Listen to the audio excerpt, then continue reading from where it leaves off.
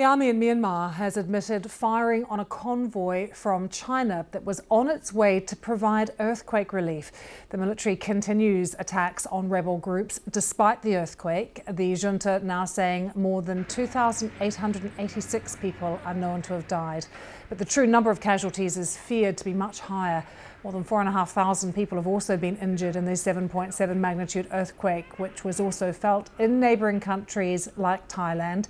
Let's just show you those live pictures again that we're getting from Bangkok as it is early evening there. And you can still see the cranes very much in operation trying to move the rubble from the skyscraper that collapsed. But the Bangkok governor, who has been holding news conferences most days, saying it's unlikely that anyone will be found alive. And there for us over these past few days has been our reporter Nick Marsh, who joins us from Bangkok. Firstly, Nick, let's talk about what's happening in Myanmar and the latest on what the junta is saying about the rebels saying that they will have a ceasefire, and yet the army continues to drop bombs and fire on those groups in areas that are devastated by the quake. What are we hearing?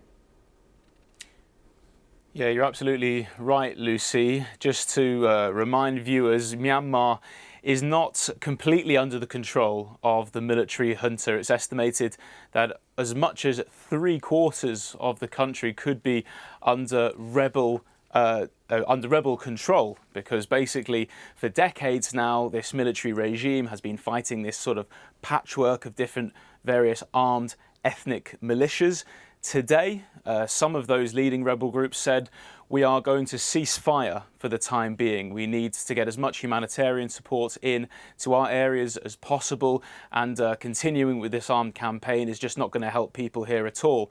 The military junta heard that and they rejected that. Their rationale is that because these armed groups are still training militants, because they're still planning attacks for the future, they consider that attack in and of itself. So as you say, the bombing has continued, the ground offensives have continued, and you have this situation now where millions of people are not only having to deal with the devastation of this earthquake and the loss of life and the poor sanitation and everything that comes with it, they're also having to deal with the regular bombings and armed campaigns of the military junta. And we even saw a situation, like you said, this morning, where a convoy of Chinese Red Cross workers were fired on.